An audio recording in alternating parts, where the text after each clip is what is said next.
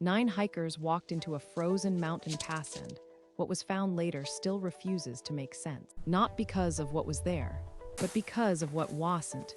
In the winter of 1959, the northern Ural Mountains were the kind of place that felt untouched by time. A vast white landscape where weather could change its mind in minutes, and where small mistakes could become permanent. The Soviet Union was deep in an era that prized endurance and achievement. University clubs trained young people to cross long distances on skis, to navigate storms, to prove discipline and resilience. For many, these expeditions weren't reckless. They were a serious sport, carefully planned and proudly documented. One group came from the Ural Polytechnic Institute in Sverdlovsk, now known as Yekaterinburg. Their leader was 23-year-old Igor Dyatlov. He was methodical, respected, and experienced. The team was made up of 9 hikers in total, mostly in their early 20s. Students and recent graduates, people who wrote jokes in their journals, took playful photos, and argued about small things like any group traveling together for days would. Their goal was to reach a mountain called Otort. To do it, they would need to cross a difficult route and earn the highest certification for winter trekking, the kind of achievement that mattered in their world. They left at the end of January, and from the beginning, their trip looked normal.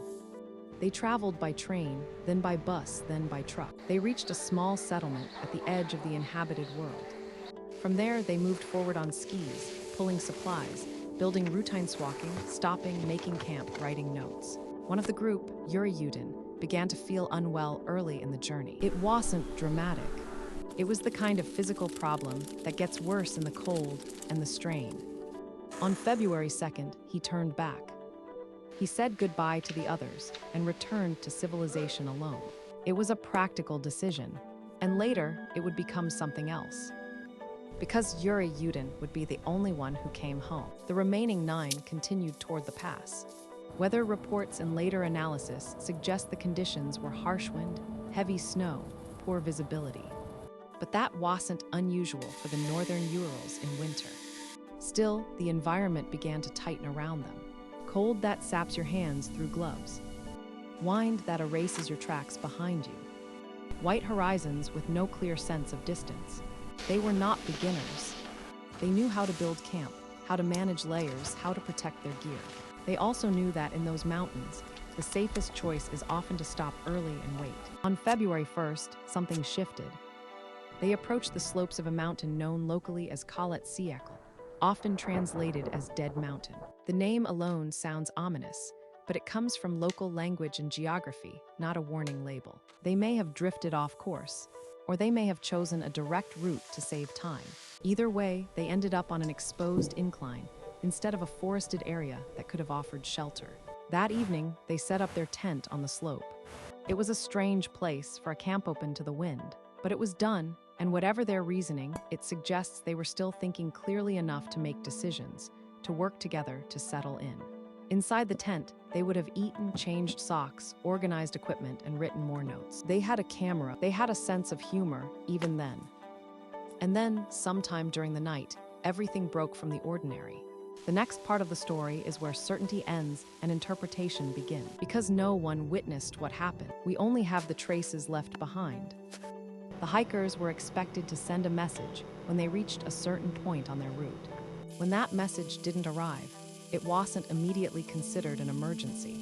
Delays were common, but days passed, and worry turned into action. Search parties were organized students, volunteers, and later, official teams.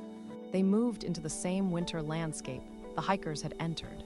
On February 26th, the tent was found. It was still on the slope, partially covered in snow, and what caught the searchers' attention wasn't only where it was. It was the state it was in. There were openings in the fabric that suggested the tent had been cut from the inside. Not neatly, not like a repair. Inside, many belongings remained. Boots, warm clothing, supplies that no group would casually abandon in that environment. And outside, leading away from the tent, there were tracks, footprints heading downhill toward the tree line. Some looked like they were made by socks or bare feet, others by light footwear. In a place like that, the idea of leaving the tent without proper clothing is hard to understand. It suggests urgency, a decision made fast, under pressure, in the dark and wind. The tracks continued toward the forest, roughly a mile away. There, beneath a large tree, the first signs of what had happened were found. Evidence of a small fire, and nearby, two of the hikers. From there, the search widened. Between the tree and the tent, 3 more hikers were discovered on the slope, as if they had tried to return, as if, at some point, they had turned back toward the tent they had left behind. The remaining 4 were not found until later, deeper into the forested area, under heavy snow. It took time and the changing season for them to be located. The reality was clear. All 9 hikers were gone, but the why remained out of reach. Investigators examined the scene and tried to reconstruct a sequence. The central mystery begins with that tent. Why would experienced hikers cut their way out? Why not use the entrance? Why leave behind boots and essential outer layers? Some theories formed quickly. An avalanche, a sudden fear that the slope was unstable, forcing them to evacuate immediately. It's a plausible idea, because even the suspicion of a slide can create panic. In a storm, it doesn't take much sound, shifting snow, wind anything that feels like the mountain is moving. But there were questions. The tent was still visible later, not swept away. The footprints appeared to show a controlled descent rather than a chaotic scramble. And the slope angle at the campsite led some experts to debate whether a full avalanche was likely at that exact spot. Another idea involved a powerful wind phenomenon, sometimes called a katabatic wind. A sudden, forceful rush of air down a slope that can shake a tent and make it feel like the world is collapsing around you. Imagine being half asleep, hearing the tent snap and roar, snow pressing in, the sound of the mountain turning into one continuous engine. In that moment, the simplest action is escape. Get out, move away, regroup.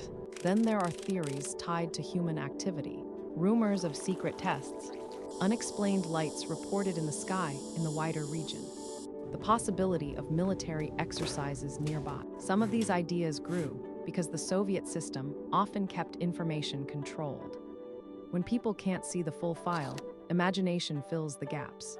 Still, the official investigation at the time did not present a clear, satisfying narrative.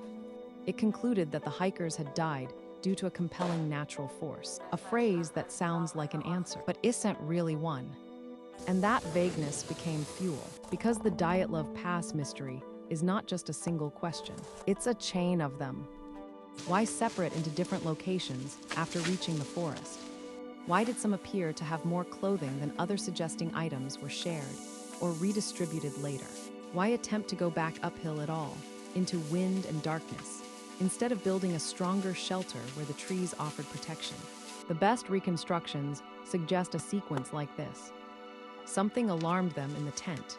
They left quickly, heading downhill to the tree line, perhaps believing they would return once the danger passed. At the forest, they tried to create warmth and a plan, starting a small fire and assessing their situation. Then the group likely split, either intentionally or through circumstance. Some may have tried to return to the tent to retrieve supplies.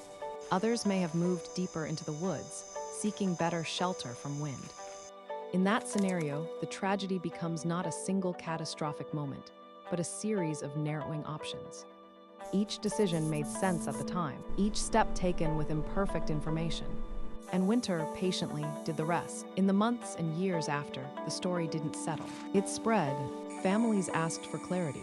Students and locals traded theories. And because photographs and journals were recovered, the hikers themselves felt close-real people with faces, jokes, and handwriting. That intimacy made the unanswered questions feel personal, as if the mountains had taken not only 9 lives, but the final page of their explanation. Decades later, the case was reopened and reviewed with modern methods.